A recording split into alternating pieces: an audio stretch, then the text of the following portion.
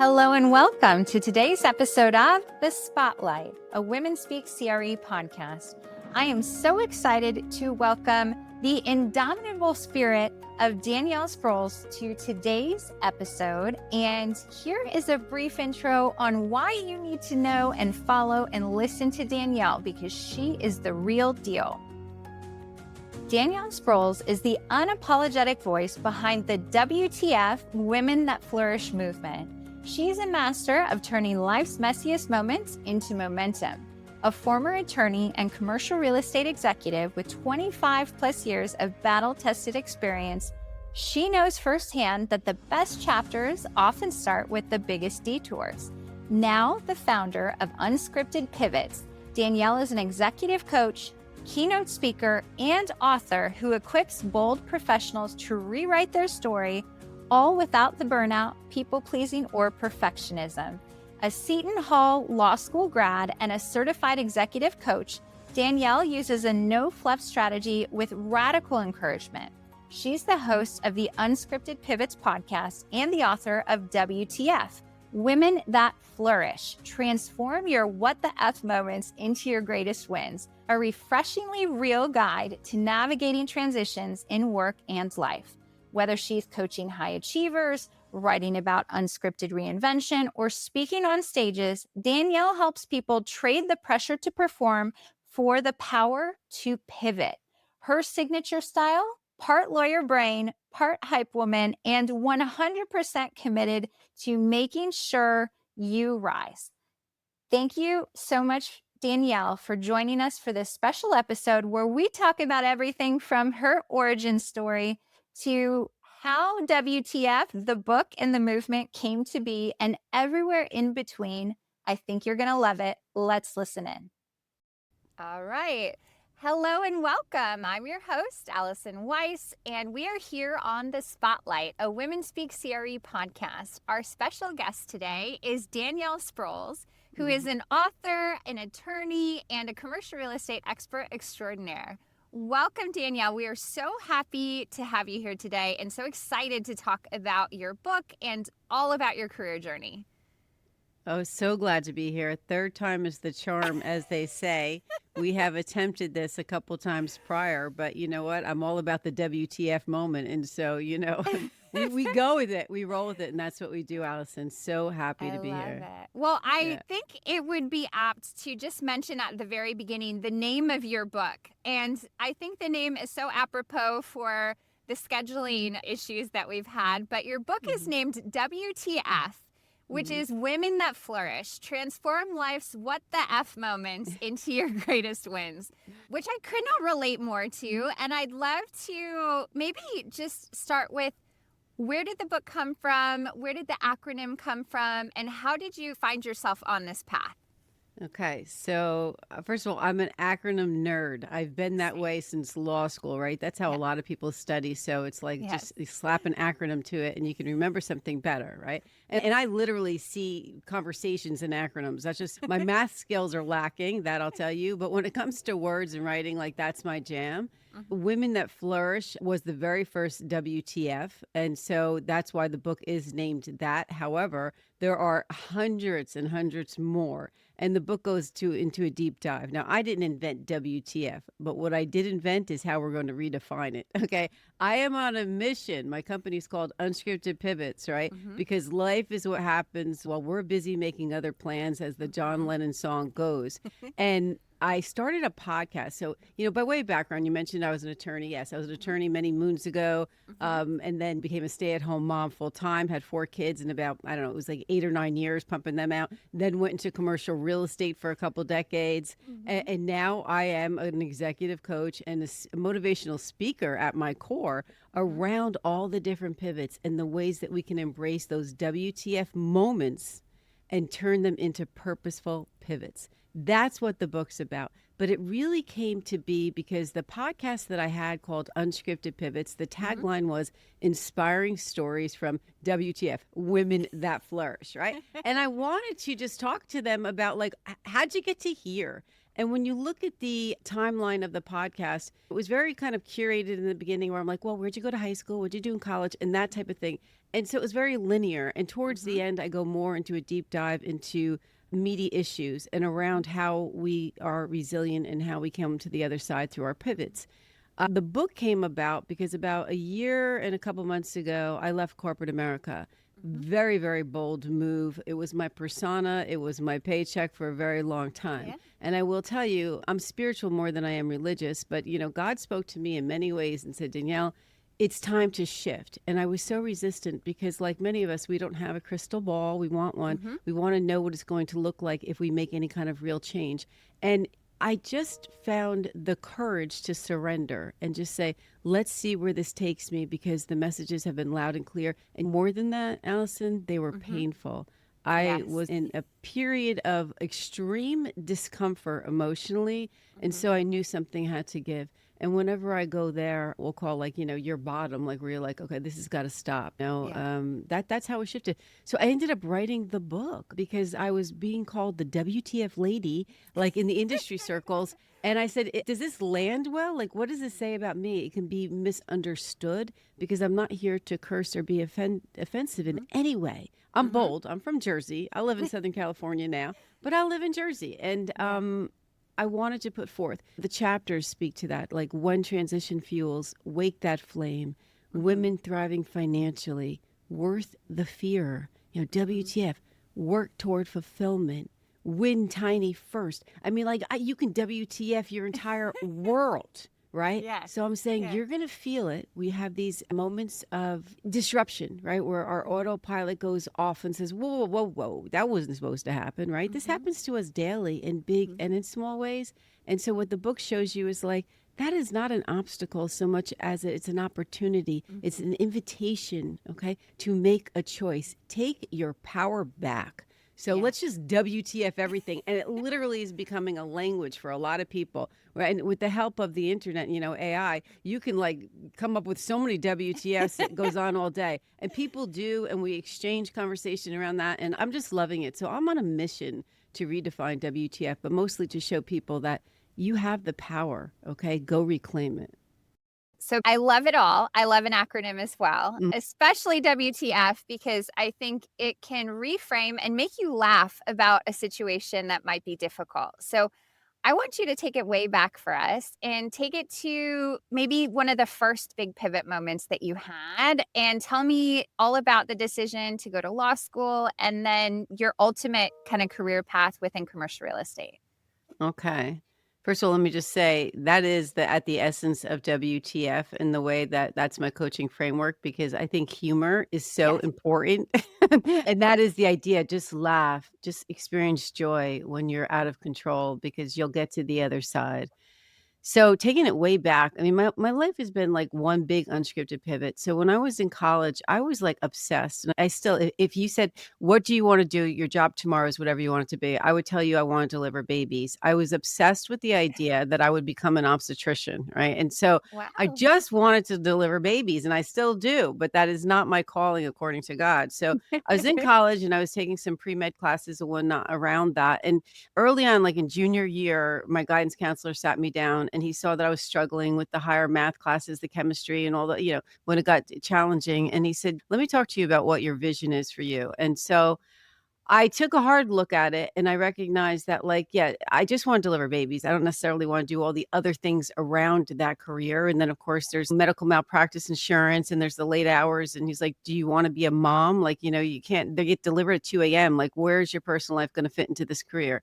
So he called me out and I said, okay, but I'm not done with education. So I decided to become a lawyer. So that's how I pivoted into studying pre-law. And I was already a couple of years into college. And now my father was an attorney. So it wasn't like such a far reach. I knew one. And okay, I'm going to do that. And honestly, it was really well suited to my personality. And so anyway, I went to law school, but what would happen is another pivot. I come from, look, I was very loved as a child, but it was very dysfunctional. My parents got divorced. I'm one of five. I guess I was around 15, and my mom, we lived in New Jersey, moved to Texas to get away from him. And things just really kind of were falling apart. I half lived with my siblings throughout my childhood. It was a little bit odd. So Why am I telling you this? I never thought that I would get married until later in life. I didn't have a good example of what marriage looked like. And my grandmother was also divorced. So I thought to myself, you know what? I'm going to have a big career. I want to be financially solvent. I don't want any man to own me. And then when the right time is coming, I will get married and have children. I always saw that as part of my life plan, but nothing imminent. Well, lo and behold, I would at like, age 19 meet like the love of my life then. And I think he was about 31 at the time. And I ended up falling in love with actually somebody who works for my dad.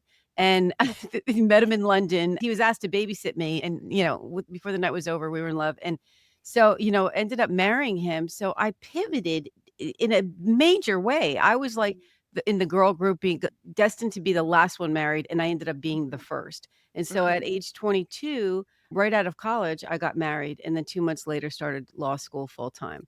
And I also married a lawyer, so go figure. He pleaded with me to reconsider that decision. He's like, "You really don't wanna do this." And I'm like, "Yeah, this was the alternative to delivering babies." So, I became a lawyer, and so it was my first 3 years of marriage were just really focused on that, and, when I look back on it, Allison, it's so interesting because I'm in my 20s while early 20s while everybody's going out and doing the partying thing and whatnot. I was already married. I was waiting for, like, Macy's to deliver my furniture into my house. Like, I lived a very different kind of, like, stable life. I was almost catapulted into my 30s because that's who I was hanging around with. That's the age Yeah. group I was married to, and so I made up for lost time later, kid you not. But, it was just very stable and God bless him. I mean, I call him my husband. I don't call Mhm. him, my ex because he's not really an ex anything. He's the father of my 4 kids, and we are Mhm. parenting partners, and he's very Mhm. dear to me. He's like a brother.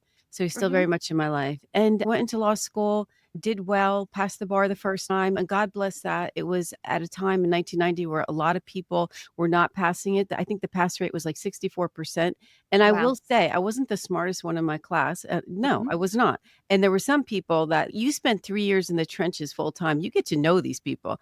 And there were Yeah. a couple of them that did not pass. And so I gotta tell you, that whole thing's a crapshoot. It really, Yeah. really is. But he passed and then started to practice. Well, I was already about 4 years into the marriage, and as God would have it, I ended up getting pregnant, and it wasn't a planned pregnancy, but Mhm. it was really honestly the most beautiful thing. But here I am, this young lawyer trying to look like I know what I'm doing because you're really Mhm. just faking it, and then this Yeah. growing belly. So it was a challenge, but I did it, had the baby, went back to work for a little while, found myself pregnant again. And so would begin the stay-at-home mom journey. And if Mhm. you ask Danielle at 18, "Are you ever gonna stay at home?" It's not that I didn't value motherhood or kids, but Mhm. I was a career-minded individual. But lo and Mhm. behold, I had the opportunity to because I was married to somebody who, we didn't need the money. I just Mhm. really wanted the freedom. And so Mhm. just off the cuff one day, I decided to just stay at home. Didn't even tell him I was gonna do it. I'll never forget it. I went into the office and I really, really, really loved my job. And I Mhm. loved like having an office and an admin. I mean, even though I was just, this Mhm. low level associate, it was glamorous and I was excited and I Yeah. worked hard for that position. But I just remember calling my then boss, his name was Francis Garrity. Hello, Francis, if you're out there. And I just said, I need to speak to you. And I went in and I said, I'm going to say this really fast because if I think one more minute about it, I won't do Mhm. this. I was like, I have to leave. I have to stay home for my children. And there you have it. So I believe I was like pregnant with the second one at the time. And then would come 3, and then would come 4. And then I Mhm. thought, holy mackerel, I'm going to have, I have essentially a litter. But I was living in New Jersey and in a town called Mendham, and beautiful, Mhm. beautiful place to raise children. And everybody else was kind of like we were all having babies. I mean, and I Mhm. found this wonderful mom group and it was good. But there was this yearning to go back to work. And my grandmother, when she fell ill, she lived locally, but then she moved in with me for a period of time. And I remember on her deathbed, she knew my Italian grandmother, DiDi. Oh God, I love her. I have her Mhm. look, I have her picture, my mom's Oh, picture, I like right love here. it. Okay, Yeah, so I have one of sweet. her rings on. Anything I do that's Oh. important, she's part of my soul as mom. And so anyway, she was on her deathbed in the hospital and she knew she was going, but she had all of her wits about her. And she said, Danielle, I know you're struggling. Like, I know that you love these kids, but you want to get a job. She's like, when I go upstairs, like meaning heaven, she said, I'll help you. I'll make sure that like everything Oh. falls together. Right. And so, within a few days, I was at a party at somebody's house and we're all just hanging out. And they're like, oh, condolences on Dee Dee. And I said, yeah, now she's gone. And I was like, now that she's gone and there's 4 kids still, but I want to go back to work. Like, I really do. So there was an attorney there and he said to me, hey, I'd hire you. And I was like, oh, this is great. I was like, look, I'm rusty. Okay. So you're going to have to give me some slack. And I also need to get childcare in place. And he's like, oh, well, I don't practice law. I'm a lawyer, but I own a title insurance firm. And I was like, well, what the heck is title insurance? And I had to think back to property class, like, Professor Mhm. Hewitt, at Seton Hall. That's where I went, Seton Hall Law School. Mhm. And I didn't know anything about it, but I said yes because I saw a way out. Mhm. And that I did that part-time for about 6 months, and then I got a phone call from Chicago Title in New York, and they said to me, "We wanna meet with you." And I didn't understand why they would wanna do that, but I knew we had a mutual connection. I took Mhm. that lunch out of respect for our mutual connection, Mhm. fully intending on saying no because Mhm. I have 4 kids. I live Mhm. in New Jersey. I'm not about to, like, embark my life onto Manhattan, and nor do I know how to do that. Well, and I said to my husband, "I'm just gonna go have this lunch." And then lo and behold, I took the job. And that became a career pivot that I never saw coming that really served me for a very, very long time. And within a year, maybe a year and 6 months, I was making 7 figures.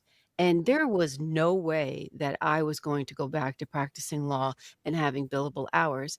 I was Mhm. very I'm so grateful for the connections and the relationships and the firms that I aligned with along the way because I met the who's who in New York and I was Mhm. closing the what's building. If it was in the newspaper, I was on the transaction. And so I was enormously fortunate. And that is what fueled like the savings for the kids that we 4 Mhm. colleges. I mean, it was still 15 years away but we knew the importance of saving. So it was decided this is what I would do. And there's been ups and downs and all sorts of twists and turns in commercial real estate title insurance. Mhm. Why I left it and I do have relationships still in New York, and so when Mhm. they call me to close things, we do it. But at the end of the day, when you're in California, there's something called SB 133, and it's heavily regulated in California, and I knew that coming here. People thought I was insane. It really was not a good career move for me to move from New Jersey, working in Manhattan, and go into California, because California is the worst when it comes to regulation and title insurance, and so you can't wine or dine, and there's all sorts of, like, things you can't talk about something other than your hands are pretty much tied, but I was okay with it. I already had existing relationships, and I didn't move here for my job. So in Mhm. any event, long story short, a year and a half ago, maybe 2 years, California decided to expand the enforcement of the way they were gonna interpret it, SB 133, and that would include you were no longer allowed to be on boards. So if you were on a board that was related in any way to real estate or finance, you had to step down. And I was at the time president-elect for Crew Orange County. I was gonna be president the next year. I had already picked the board Wow. for it was intact. And that combined with the fact that the job I was in at the time was an enormous surprise both to me and to them, the way it was not gonna work out, in a very Mhm. short period of time, changing of the guards, all sorts of things happened. Mhm. I made the big girl decision to just leave, and, that exit looked like them letting me go. I mean, Mhm. and I was grateful for that release because I Mhm. couldn't pull the trigger, I was under contract, and if Yeah. I pulled the trigger, it was gonna cost me $50,000, and I didn't wanna pay anybody $50,000 to leave. So, I was Yes. like, "Oh, wow, I'm stuck." So, what you see today is a woman who has been liberated, who continues to walk a path in faith and in courage, and Mhm. embrace the skill set that I have acquired through all of the jobs that I've had over the course of Mhm. 30 years, and come to the mat with executive coaching, keynote speaking, things along those lines. So, and I'm just loving it. And, here I am, the WTF lady. What does that mean? What that means is I know I'm gonna own it. It took me a minute because I'm like, Mhm. boy, that's just so bold, and I had to like lean in. But the truth is, I'm here to introduce laughter and hope and joy in the everyday mishaps or things that we didn't plan because that's the way life goes.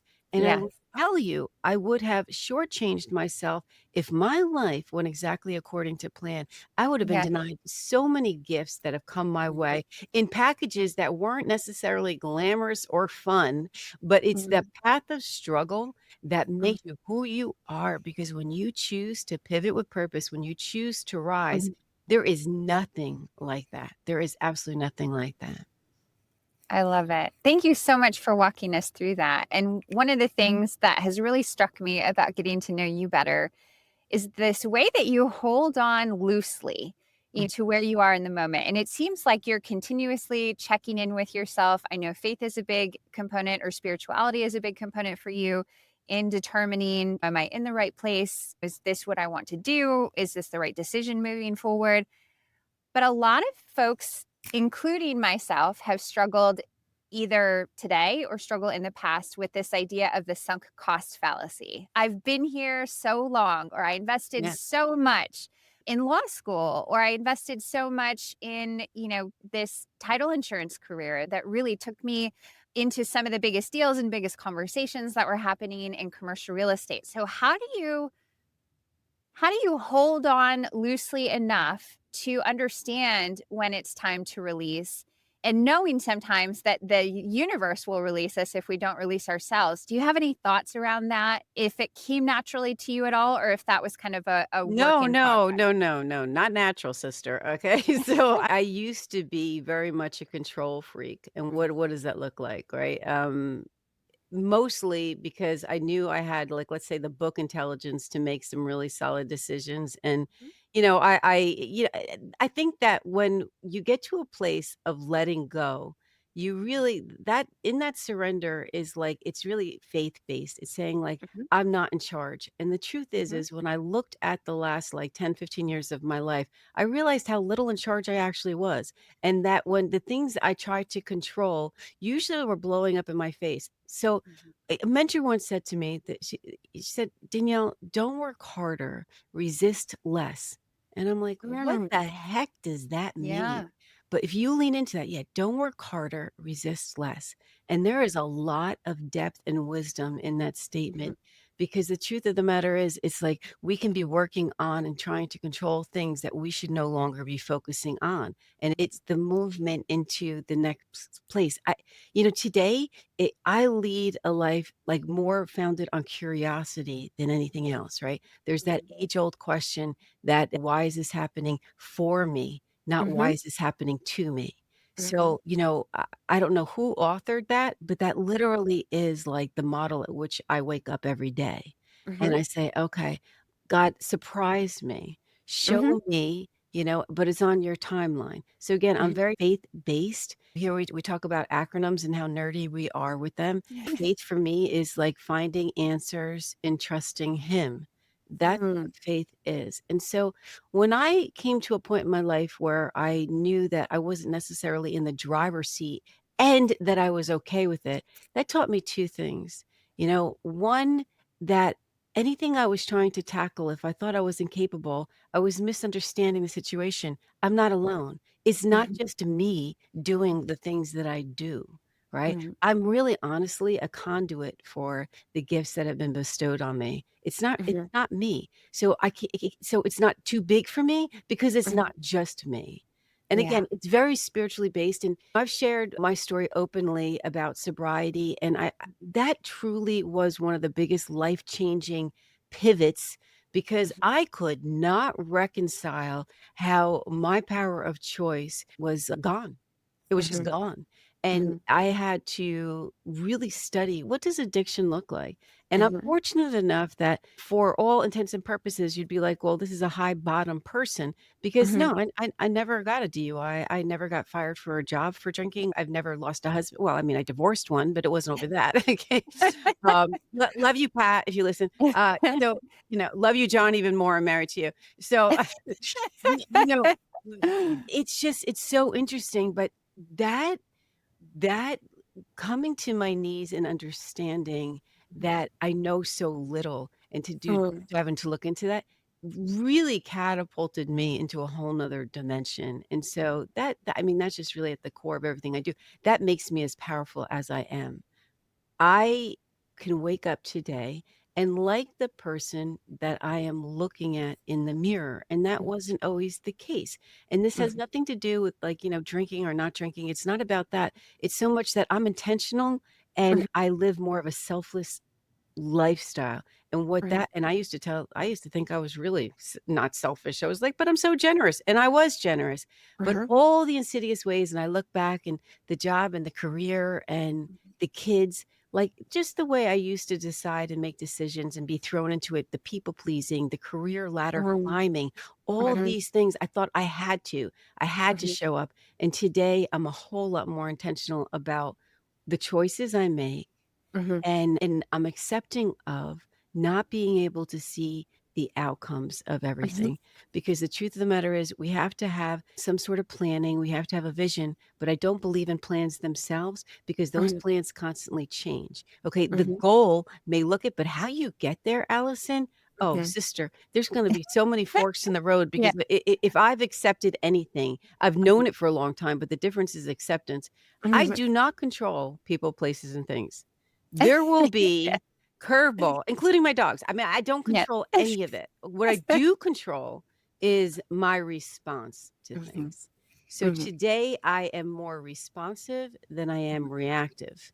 Mhm. And that's where the power lies, right? Mhm. It's taking the moment. So the whole WTF movement is Mhm. around, oh, okay, this happened. Now what? And Mhm. I invite people to see joy, to smile in that. Mhm. Now, some of Mhm. this stuff is not pretty. I mean, some of these things are Yeah. catastrophic and they're painful. Mhm. There's death and there's divorce and there's thing, and anything happening around the kids. I mean, no, we don't want that. But you can Mhm. always give a purpose to your pain, and it Mhm. really starts with living in community. I really Mhm. believe that the collective, like soul of everybody, should just come together when Mhm. you're in pain. There's always somebody that you can help who's experienced whatever you have gone through, Mhm. And so, connection is really where it's at, you I know? love it. Yeah. Yeah. I want to share with you one of my acronyms, which Go I ahead. can't take credit for either, and it's help one person every day. And I know that folks listening to this podcast, maybe they're um, in one of those, dark days or dark nights of the soul, or maybe they're thinking about sobriety or thinking about pivoting and changing Mhm. their life, and they're in fear. And I think you sharing your story, I think, shows people possibility. It shows people that there are innumerable paths and ways and opportunities. And also that, and this has been true in my life as Yeah. well, that it will be better than we can ever imagine. Our imaginations for ourselves are so limited. And I think that the beauty of the book, the beauty of all of your experiences is you couldn't have foreseen so much goodness and so much opportunity and such a beautiful life that you have, which is a really special thing. I love that, and you spelled out hope for those that are Mhm. listening. And Yeah. so my acronym for hope is hold on, pain ends. Yes. And, yeah, and help one person every day. I mean, this is really what we're on this planet to do. Mhm. One of the things that the executive coaching space Mhm. has been so rewarding, and I Mhm. love to see how it's growing and how the universe is inviting me to expand this program, because Mhm. at the end of the day, I am comfortable with the struggle. Yeah. Like getting in it with somebody else, right? Mhm. I recognize the emotions attached to whatever the heck is happening in their life, because you know what? The details will be different, but, the job transitions, even like Yeah. some of the people I'm coaching aren't going through bad things at work. Maybe they're leveling up. I'm Yeah. coaching somebody who just got promoted, and they're like, Mhm. "How am I gonna deliver on what everybody believes I'm capable of doing?" Yeah. Because it's the stretch, Alice. Mhm. It's the Mhm. stretch. It's getting outside the comfort zone, expanding the comfort zone, pivoting with clarity that Mhm. is like, how you get to the other side and how you level up. So that's why I so enjoy what it is I'm doing. And I'm gifted with being highly intuitive. Mhm. And then, that legal training in the background, like I know how to ask questions, right? Mhm. So there's so many things that God led me here. So it's like, well, you went to law school, but you never really practiced law. You were in Mhm. commercial real estate. Well, I learned negotiations up the wazoo those 20 years. Mhm. And so, it's like so funny. And then even being a mom of four, the nurturing thing, the selfless thing, it's Yeah. just all of us are a culmination of everything we did and Mhm. everything that we do. And so I Mhm. don't think that we leave things behind necessarily. We Mhm. bring them with them us, but Yes. what we do is we are just carrying forward, we're shedding. Shedding Mhm. is really important. We're Mhm. shedding those parts of our lives that no longer serve us or serve others, right? Mhm. So It's been such an incredible wild ride. What is interesting is that here I am. I just celebrated my 60th birthday last August, and Wow, yeah, congrats. yeah, I know, right? Congrats, right? We should be congratulated. So I'm on a new decade, but what's so interesting when I look at my life, for everything changed for me on the 9. When I was Mm, 19, I met my mhm. first husband, and then I realized, "Oh my gosh, I'm gonna be in love." Like, that wasn't gonna happen till I was 30. Like, "Hello, that's not supposed to be." And then, 29, 39, 49, 59 is when I left the industry, Mhm, corporate America. I reside mhm, in corporate America, but I mhm. now started my own company. Like, "What?" So Yeah. it is so funny. I have no idea what 69 is gonna bring. We got a minute before we get there. But all I know is that great things start to happen as Mhm, long as I do the work. This is no mhm. free, easy ride. And Yeah. building a business, it's like I was like in one lane most of my life in corporate Mhm. America. And now like Danielle is an entire highway. What hat are you wearing today? You got to wear all the hats, right? There Yeah. aren't departments. And what I miss the most is admins. God love you Yes. admins out there. Yes. Executive EAs are the best. Yeah. But it's like stay curious, stay hungry, and work Mhm. your tail off. Yes. WTF, when transition fuels.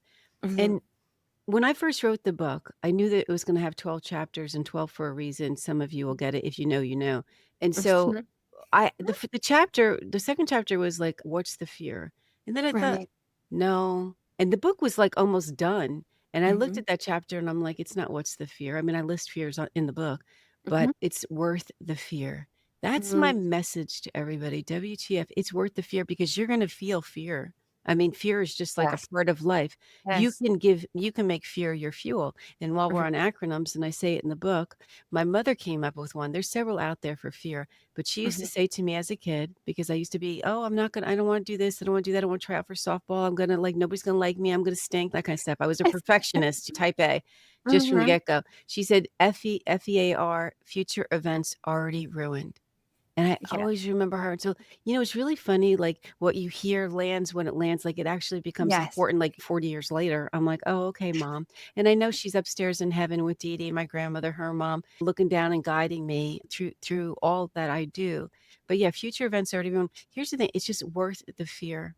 And Mhm. failure, there's a chapter, WTF, wisdom through failure.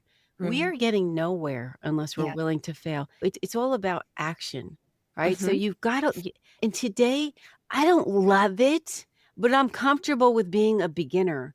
I'm like a Yes. savant at certain things. There's things I've been doing for a long time, Mhm. but you need to be willing to be a beginner. Yep. And that takes a whole lot of courage because you're Yeah. going to look less than perfect, a whole lot less than perfect. I know when I started my podcast, which has been on hiatus for a while, Mhm. I was like, I don't know what I'm doing. Get the microphone from Amazon, open the computer, and I'm just staring at a screen going, WTF, and it stunk. I mean, I didn't even know how to ask questions, but then you do over time, you Yes. know, Yeah. there are no shortcuts. No. You must walk through it in order to get to the other side. If you walk around, you are missing many lessons you need to learn along the way, and Yes. they will come back to haunt you because Yes. I truly believe that the Yes. universe will reintroduce them in a Mhm. different factual situation until you get it. You know Yep. what I mean? So every day I'm like, hey, I'm going to not work harder, I'm going to resist less. And that's what I Yes. do. I love it. Yeah. So many amazing thoughts.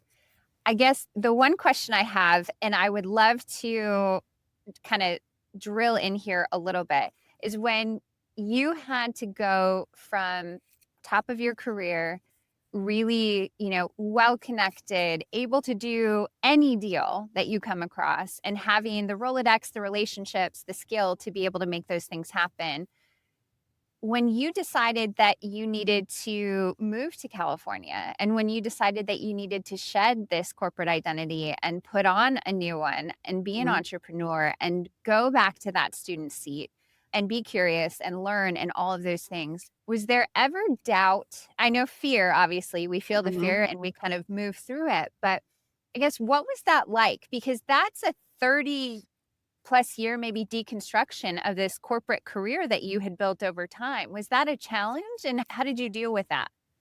Of course it was a challenge. I don't think nothing is not a challenge. It's a challenge today. It's just the way I Yeah. respond to it. And to be Yeah. clear, like I was working commercial title insurance. My husband and I moved here in 2017.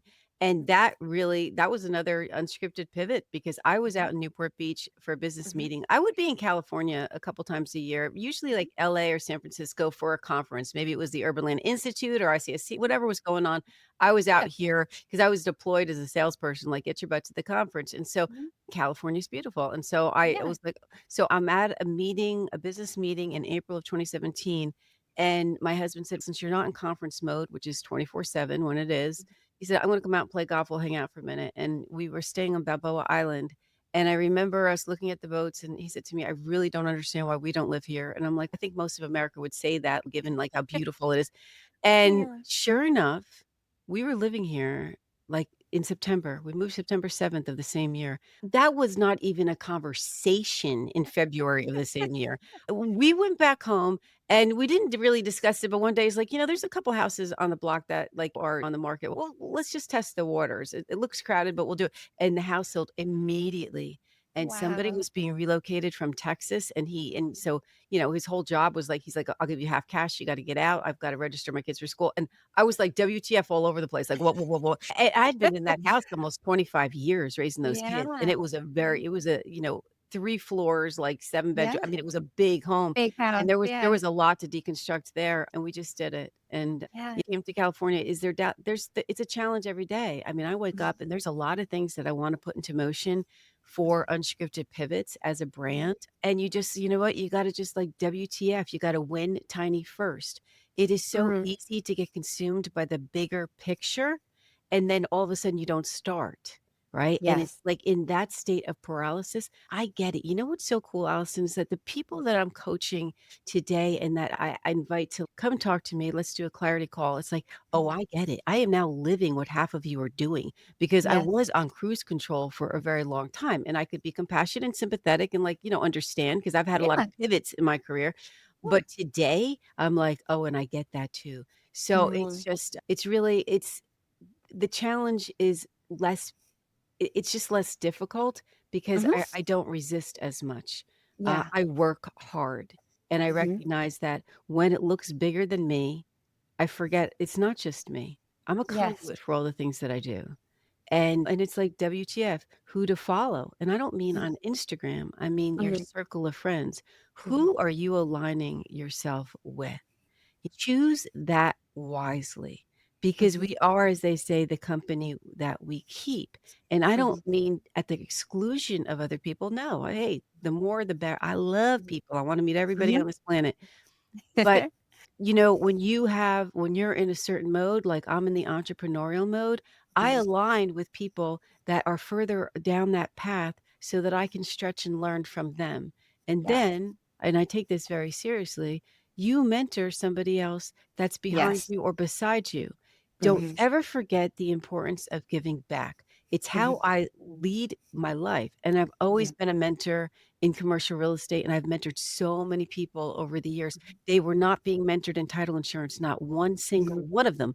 But what they were doing is they wanted to understand the industry. So whether you're mhm, part of like ULI or ICSC mhm. or NAP, all the things I frequented, there's always that mentor kind of mentee group there and crew, Mhm. right? Commercial real Yeah. estate for women. And so I've always raised my hand and said, yes, I Mhm. want to help.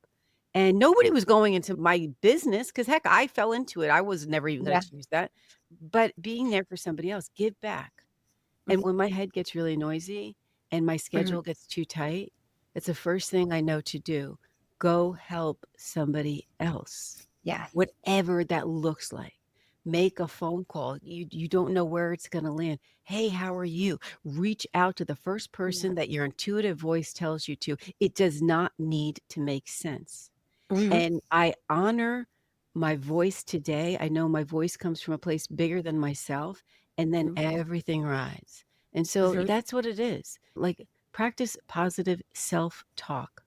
Lean mhm. in, trust yourself, love yourself, because that is the foundation for all other relationships. Yeah. I love it. I'd love to ask just two more questions before we wrap it Ask up. away. I'd love for you to share with our listeners how folks can work with you and what's the best way to get in touch with you and kind of how you work with new clients. So the best way to get in touch with me is if you visit my website, unscriptedpivots.com. That literally has pages of everything about me, whether it's the coaching or the book or the speaking or your newsletter, and then all the things, right? Like where I am on X, aka Mm-hmm. Twitter, LinkedIn, all those things. So it's a good place to visit to get to know. I ask clients when they're just starting out.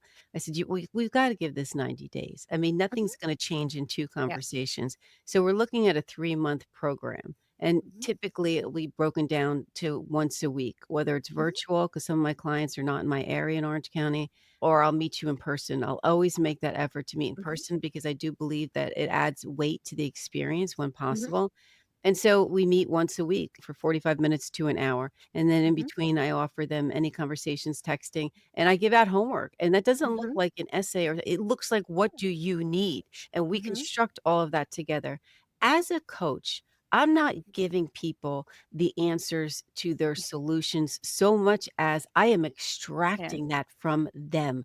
What Yes. I do well is I help people get out of their own way. Yes. And what I do well is I hold you accountable. I mean, here Yes. comes the Jersey girl. This is no fluff, okay? I see it the way I see it, but I'm also on the other side, and I say this not because I'm promoting myself, because this is the feedback I've gotten. They're like, "You're no BS, Danielle, and, you're bold, but you are loving and you are Yes. supportive." And so there Nurturing. is Yeah. very much that side of me. So you are safe when you're talking to me, when you're sharing, because there's a real intimacy and Mm-hmm. vulnerability around Mm-hmm. the coaching experience. Mm-hmm. And so what's on my heart, and one of the things and I better launch this sooner than later, is in Mm-hmm. addition to the one-on-one and working with small businesses and helping them around their team, sales. I have Mm-hmm. deep sales Yes. experience, right? Yes. So like I help like bring everybody up to speed. And I used to sales coach our New York office when I worked for a Mm. different title insurance firm. So it was kind of cool. But I want to launch a group community coaching online experience, because I've got East Nice. Coast, West Coast, people in Yeah. the middle. And I'm just trying to think, like, what time of day, what's the rhythm? Is it once a week? Is it twice a month? Because we're talking about career professionals.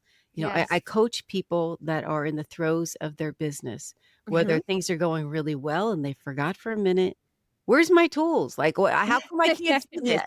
Because this Yes. is the Yes. thing. You don't graduate once you get Yes. successful. It's not Yes. over. There will always be Yes. a situation or a season in your life where you're like, WTF? Like, Mhm. who is this person? And they're uncomfortable. And I'm like, yeah, call me when you're uncomfortable. Okay. Yes. Because this is the door's not closing, the door's opening. Let me show you how to pivot and how to love the journey through it. Yeah.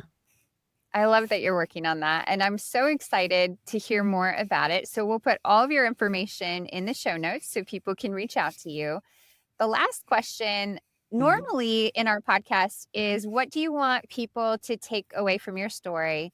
And I want to ask that question, but I also would love to hear you reflect on, what do you think DiDi Mm. would say to you seeing this life and this amazing career and this journey that you've been on, and knowing that she has had your back the entire way on earth and in heaven, what would DiDi say? Oh, you're gonna make me cry. Look, I'm looking at her picture. I have a ring on. I don't always Mhm. have a ring on. I have got 3 rings from her.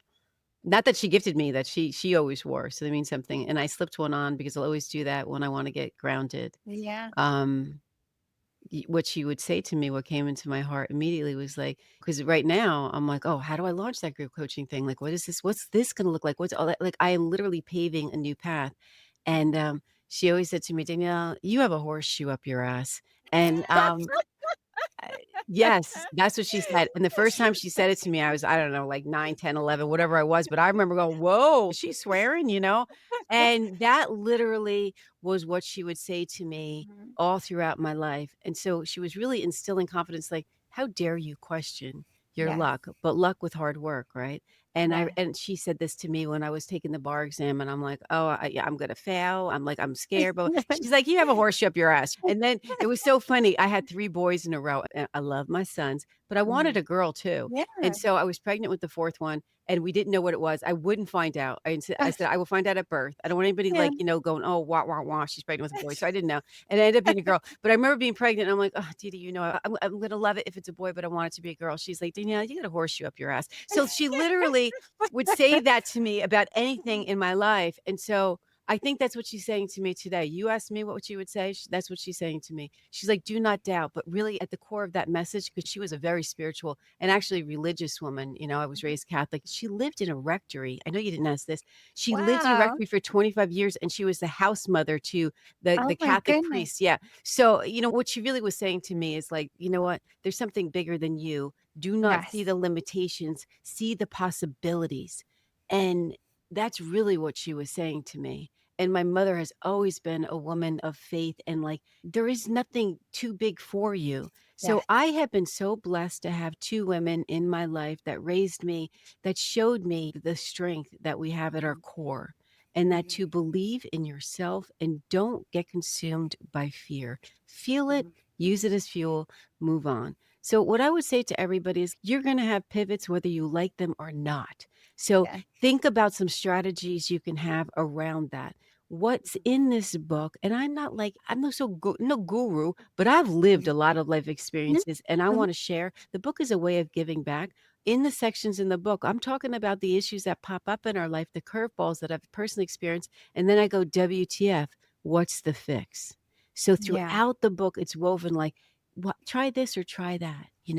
And they're just suggestions. But I've had such great feedback where people are like, I read your book because I know who you are and I loved it. But what I'm finding I'm doing is I'm picking it back up like it's a Mhm. guide. And if you Mhm. pick up my book, I don't care what page you open to, let the universe show you what you need to read. You don't even have to do it cover to cover. And you'll be like, oh, okay, I have it like right here. So let's see. If I just open it, it'll be like, okay, what I'm looking at is mental and emotional resilience. Mhm. Okay. And then I go into what's the fix. But the left-hand side says career reinventions. I'm the queen of that. So, Mhm. and there's many of us out there. So for those that want to reach out, you book a clarity call that's gratuitous, it's free, unscriptedpivots.com. You can follow me on X. You can, if you Google Danielle Sprouls, you'll find it. If you Google the WTF lady, you will see that there as well.